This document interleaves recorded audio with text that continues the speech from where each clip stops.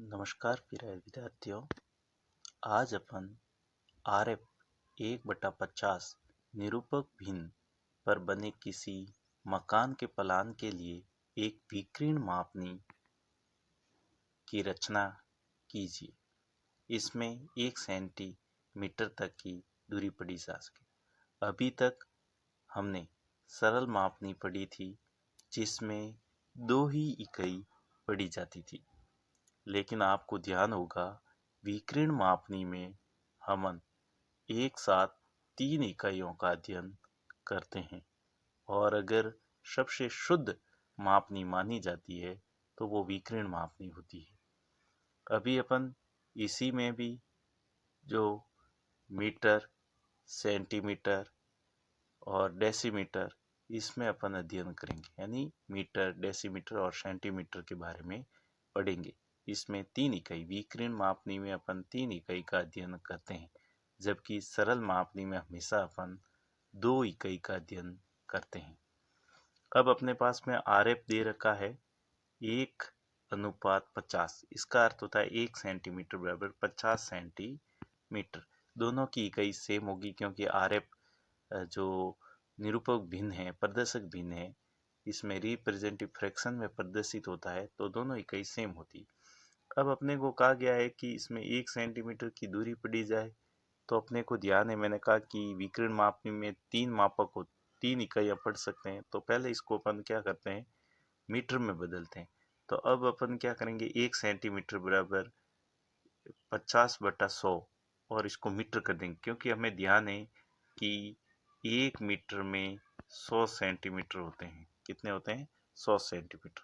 तो 100 सेंटीमीटर का इसमें भाग दे देंगे, तो 1 सेंटीमीटर बराबर 50 से 100 कट हो जाएंगे, तो 1/2 मीटर आ जाएगा। अब अपन मापनी, ये एक अनुमान मानना पड़ता है कि अगर अपन मापनी कागज के अनुसार 14 सेंटीमीटर की बनाते हैं तो 1/14 करोगे तो 60 मीटर, यानी 14 सेंटीमीटर की मापनी 7 मीटर को प्रदर्शित करेगी। ये अपने पास में एक बड़ा आंकड़ा आ जाता है। और अब अपने को एक मापनी बनानी पड़ेगी जो 14 सेंटीमीटर की होगी और 7 मीटर को प्रदर्शित। अब हम क्या करते हैं कि सबसे पहले 14 सेंटीमीटर की एक स्केल खींचते हैं, ऐसे लाइन, जैसे ये खींची हुई लाइन है, और इसके 7 भाग करते हैं। तो 14 सेंटीमीटर है, इसके बराबर 7 भाग करोगे तो 2-2 सेंटीमीटर के हो जाएंगे। कितने सेंटीमीटर के? 2-2। जैसे ये हो रखा है 1, 2, 3, 4, 5, 6 और 7। 14 सेंटीमीटर के 2-2 सेंटीमीटर के 7 भाग हो जाएंगे। अपने जैसे ही 7 भाग किए, फिर अपन क्या करेंगे, एक कॉलम, एक भाग को छोड़कर यहाँ पर एक लाइन बनी होती है, यहाँ पर 0 प्रदर्शित करेंगे। अब मैंने कई बार आपको बताया गया है कि मापनी का ये जो भाग होता है, इस साइड वाला जो राइट हैंड की तरफ होता है, ये हमेशा मुख्य भाग होता है, प्राइमरी भाग होता है, और इस साइड वाला ये सेकेंडरी भाग होता है, गौण भाग होता है। अब इस साइड में अपने को ध्यान था कि अपने देखा था कि 14 सेंटीमीटर की है और 7 मीटर को प्रदर्शित करेगी। कितने मीटर को? 7 मीटर को। तो 0, फिर 1, 2, 3, 4, 5, 6, ये 6 ये मीटर को प्रदर्शित कर रही है। अब ये प्रत्येक जो कॉलम है 2 सेंटीमीटर का, ये 1 मीटर को प्रदर्शित कर रहा है। तो ये वाला भी 1 मीटर को प्रदर्शित करेगा, इस साइड वाला भी 1 मीटर को प्रदर्शित करेगा। और हमें पता है कि 1 मीटर में 10 डेसीमीटर होते हैं। कितने डेसीमीटर होते हैं? 10। तो यहाँ पर क्या किया आपने, 10 भाग किए छोटे छोटे, और 10 डेसीमीटर यहाँ पर प्रदर्शित कर दिया गया है।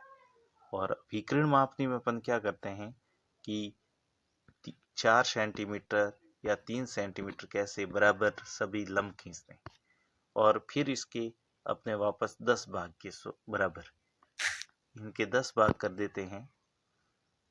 तो ये जैसे ही 10 भाग हो जाते हैं, तो यहाँ पर 10 भाग है, तो यहाँ पर अपन सेंटीमीटर प्रदर्शित करते हैं। क्या प्रदर्शित करते हैं? सेंटीमीटर। तो इस साइड में सेंटीमीटर होगा, यहाँ पर डेसीमीटर होगा, यहाँ पर मीटर होगा। तो विकीर्ण मापने में, और जब भी अपन विकीर्ण बनाते हैं, इनके बराबर भाग करते हैं, तो हमेशा फर्स्ट जो कॉलम होगा ये वाला ये फर्स्ट बिल्कुल यहाँ से मिलेगा और यहाँ पर अलग से मिलेगा, और जो अंतिम कॉलम होगा वो अंतिम लाइन में ऐसे मिल जाएगा। तो आपको ये ध्यान रखना है, ये विकर्ण माप नहीं है और ये सबसे शुद्ध माप नहीं होती है, इसमें 3 इकाइयाँ पढ़ी जा सकती है। तो इस प्रकार मुझे लग रहा है कि आपको ये माप नहीं समझ में आ गई हुई। आपको तो सबसे पहले ये करना है कि 14 सेंटीमीटर लाइन खींचनी है, क्योंकि ये मैट्रिक पद्धति की माप नहीं है। फिर 2-2 सेंटीमीटर के 7 बराबर भाग है जो इस प्रकार बने हुए हैं वो बनाने हैं। फिर इसको 10 भाग बराबर बनाने हैं।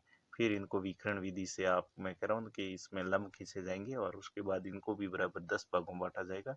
तो अपने को ध्यान है कि ये जो 1 डेसीमीटर होता है उसमें 10 सेंटीमीटर होता है, तो ये 10 सेंटीमीटर प्रदर्शित हो जाएगा। तो इस प्रकार आपकी मापनी बन जाएगी।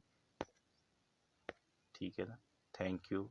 मेरे द्वारा दी गई जानकारी आपको समझ में आ गई होगी, और अगर हमारी ये पढ़ाई हुई विधि आपको अच्छी लग रही हो तो चैनल को सब्सक्राइब करें। Thank you.